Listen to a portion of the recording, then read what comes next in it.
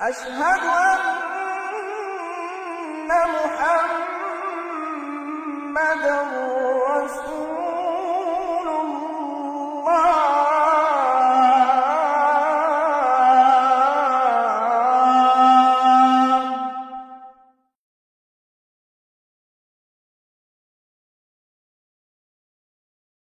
بسم اللہ الرحمن الرحیم.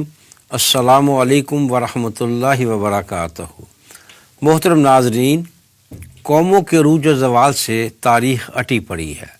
امت مسلمہ کا معاملہ یہ ہے کہ کبھی اس کا مکمل اور ہمہ گیر عروج تھا اور اسلامی ریاست کئی بڑے عظموں تک پھیلی ہوئی تھی. پھر عروج و زوال جغرافی لحاظ سے تقسیم ہو گیا، یعنی ہسپانیہ میں مسلمانوں کو بدترین شکست ہوئی، یہاں تک کہ وہاں مسلمانوں کا نام و نشان مٹا دیا گیا. وہی وقت تھا جب پورا ہندوستان مغلوں کے زیر تسلط پہلی مرتبہ متحد ہوا تھا. برِ صغیر پر 2 صدیوں تک مسلمانوں نے اقلیت میں رہتے ہوئے یوں حکومت کی کہ کوئی مقابل دور دور نظر نہیں آتا تھا. مغلوں کا ہندوستان میں زوال شروع ہوا تو خلافت عثمانیہ پورے جاہ و جلال سے دنیا کے ایک بڑے حصے پر چھائی ہوئی تھی. یوں مسلمانوں کا معاملہ ادھر ڈوبے ادھر نکلے کا چل رہا تھا. خلافت عثمانیہ کا خاتمہ اگرچہ اعلانیہ طور پر 1924 میں ہوا، لیکن ایک مدت ہوئی کہ اس کے پاؤں اکھڑ چکے تھے. مغرب سے اٹھنے والے طوفان کے سامنے وہ بڑی بے بس نظر آ رہی تھی. یوں سمجھیے کہ اب 2 اڑائی صدیوں سے پوری امت مسلمہ سیاسی لحاظ سے بلندیوں سے پستیوں کی طرف بڑی تیزی سے لڑک رہی ہے اور کہیں پاؤں جما نہیں پا رہی. یہ پستی کا سفر، یہ زوال اب ہمہ گیر اور ہمہ جہت ہے.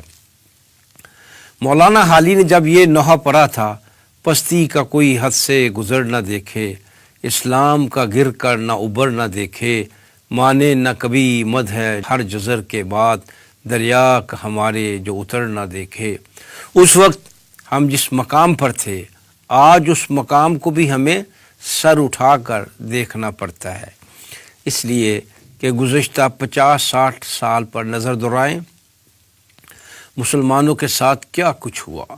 سقوط ڈھاکہ کا سانحہ پیش آیا اور پاکستان 2 لخت ہوا. بیت المقدس امت مسلمہ کے ہاتھ سے نکل کر اس کے بدترین دشمن کے قبضہ میں چلا گیا. شام کی دفاعی لحاظ سے اہم گولان کی پہاڑیاں اسرائیل کے قبضہ میں چلی گئیں. 1974 میں اسرائیل پر حملہ آور ہونے والا انور سادات کیمپ ڈیوڈ میں یہودیوں کے سامنے ڈھیر ہو گیا اور اس نے ان کی بالادستی قبول کر لی. فلسطینیوں کو گھر سے دربدر کیا گیا اور وہاں یہودی بستیاں آباد ہو رہی ہیں. عرب جو کبھی فلسطینیوں کے محافظ سمجھے جاتے تھے، آج ان پر ظلم کرنے میں اسرائیل کا ہاتھ بٹا رہے ہیں. گویا عسکری لحاظ سے اسرائیل کے سامنے حالت رکوع میں ہیں اور سیاسی لحاظ سے حالت سجدہ میں ہیں. باقی مسلمان ممالک کی حالت بھی کوئی اچھی نہیں، صرف ترکی حالت قیام میں آنے کی کوشش میں ہے. بہرحال یہ سیاسی اور عسکری زوال ہے جو اگرچہ تشویشناک اور افسوسناک ہے، لیکن تاریخ کے آئینے میں ہم بہت اتھل پتھل دیکھتے ہیں. کیسے غالب قوتیں مغلوب ہوئیں اور مغلوب قوتوں کو غلبہ ملا.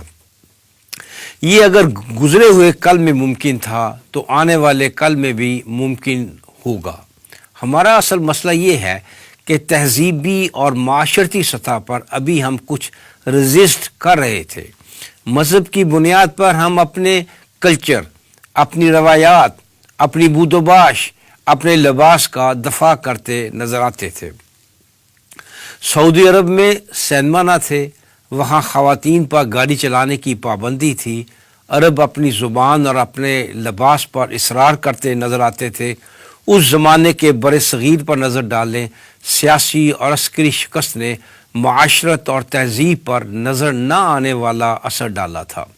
سر سید جیسا انسان بھی جو ظاہری اور باہری طور پر، ذہنی اور قلبی طور پر اگرچہ انگریزوں کے غلبے کو تسلیم کر چکا تھا اور جدید تعلیم حاصل کرنے اور انگریزی زبان سیکھنے کی مسلمانوں میں تبلیغ کر رہا تھا، لیکن وہ بھی باریش تھا، مشرقی لباس پہنتا تھا اور عورت کے پردے کا شدت سے قائل تھا۔ ہم کہنا یہ چاہتے ہیں کہ سیاسی اور عسکری لحاظ سے بدترین حالت مغلوبیت میں مسلمانوں میں شاذ کے درجہ میں افراد یا کچھ گھرانے ہوں گے جنہوں نے مغربی تہذیب کو کھلم کھلا اپنایا۔ لیکن پہلی جنگ عظیم کے بعد، یا یوں کہہ لیجئے کہ خلافت عثمانیہ کے اعلانیہ خاتمے کے بعد اور نیشن سٹیٹس قائم ہونے کے ساتھ ہی مسلمانوں میں اقتدار کی بندر بانٹ ہوئی اور مسلمانوں کو مبینہ طور پر سیاسی آزادیاں مل گئیں، تو مغربی تہذیب اور مغربی معاشرت کی ہمارے ہاں قبولیت نظر آنے لگی، جو بڑھتی چلی جا رہی ہے۔ اس سے پہلے 12 یا 13 صدیوں میں مسلمان فاتح اور غالب رہے یا مفتو اور مغلوب، انہوں نے کبھی غیر کی تہذیب اور معاشرت کو قبول نہ کیا تھا۔ لیکن آج مسلمانوں کا کوئی ملک بھی ایسا نظر نہیں آتا جو بصیرت مجموعی مغربی تہذیب میں رنگا نہ جا چکا ہو۔ پاکستان سمیت مسلمان ممالک کی ایلیٹ الا ماشاء اللہ مغرب کی اس بےہودہ تہذیب کی لپیٹ میں مکمل طور پر آ چکی ہے۔ دوسرے اسلامی ممالک کی طرح پاکستان میں بھی ایک عرصہ سے ہر طرح کے غیر اسلامی شعائر کو اپنایا جا چکا ہے، لیکن آئلی قوانین کے سوا غیر اسلامی مظاہر کو قانونی شکل ہرگز نہیں دی گئی۔ لیکن افسوس، صد افسوس کہ جس سرزمین پر اسلام نے جنم لیا تھا، یعنی جزیرہ نما عرب اور اس کے نواحی خلیجی ممالک میں گزشتہ چند سالوں میں اسلامی معاشرت کا کیا حشر ہوا ہے اور اسے کس طرح تباہ و برباد کیا گیا ہے، اس کے ذکر سے زبان لڑکھڑا رہی ہے، اور یہ سب کچھ سرکاری سرپرستی میں ہو رہا ہے۔ اللہ اس قوم پر رحم فرمائے۔ محافظین حرمین شریفین لیڈ کر رہے ہیں، سینما، نائٹ کلب، جوا خانے کھل رہے ہیں، اور اب متحدہ عرب امارات نے تو ام الخبائث یعنی شراب پینے کی کھلی چھٹی دے دی ہے اور غیر منکوحہ جوڑوں کو بلا روک ٹوک اکٹھا رہنے کی قانونی طور پر اجازت دے دی ہے، یعنی مغرب کے اس لیونگ ٹوگیدر کے فلسفے کو سرکاری اور قانونی طور پر اپنا لیا ہے۔ ہمارے نزدیک متحدہ عرب امارات نے اسلامی معاشرت پر ایٹم بم گرا دیا ہے، اسلام کے خلاف کھلی بغاوت کا اعلان کر دیا ہے۔ شراب نوشی اور زناکاری کی اجازت تو اصل عیسائیت اور یہودیت میں بھی نہیں ہے۔ ہم سمجھتے ہیں کہ ان عربوں نے اللہ کے غضب کو دعوت دی ہے۔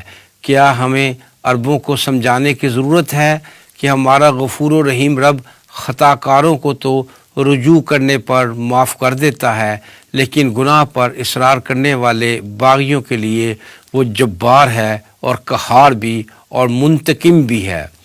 وہ توبہ نہ کرنے والے نافرمانوں کو دنیا میں بھی ذلیل و خوار کرتا ہے اور آخرت میں ان کا انجام آگ کے سوا کچھ نہیں ہوتا۔ کیا ہم عربوں کو بتائیں گے کہ فرمان نبوی ہے کہ حیا ایمان کا ایک شعبہ ہے، حیا اور ایمان باہم جڑے ہوتے ہیں، حیا نہ رہے تو ایمان نہیں رہتا۔ آپ صلی اللہ علیہ وسلم نے فرمایا اذا لم تستحی فاصنع ما شئت، یعنی جب تم حیا کا پردہ اٹھا دو تو پھر جو چاہے کرو۔ حقیقت یہ ہے کہ سوئے ہوئے کو تو جگایا جا سکتا ہے، لیکن جاگے کو کون جگائے؟ اے اہل عرب، خود پر نگاہ ڈالو اور اپنی موجودہ حالت پر غور کرو۔ اس سے زیادہ کیا ذل و تخاری ہوگی کہ آج اسرائیل کے سامنے ہاتھ باندھے کھڑے ہو۔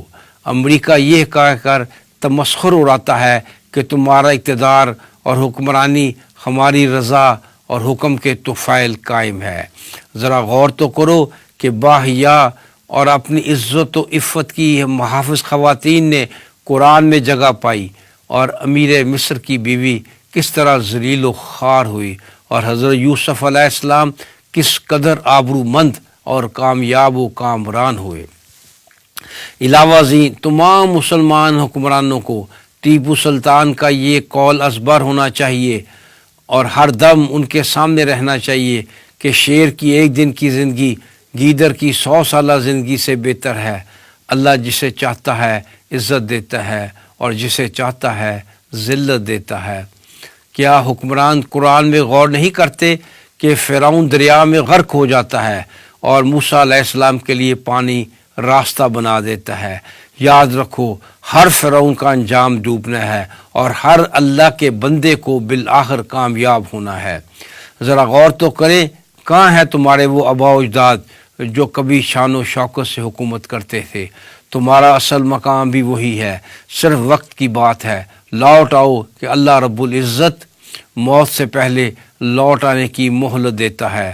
ہمارا غفور و رحیم رب انسانوں کے گناہوں کو اپنی رحمت اور کرم سے ڈھانپ لیتا ہے۔ وما علینا الا البلاغ۔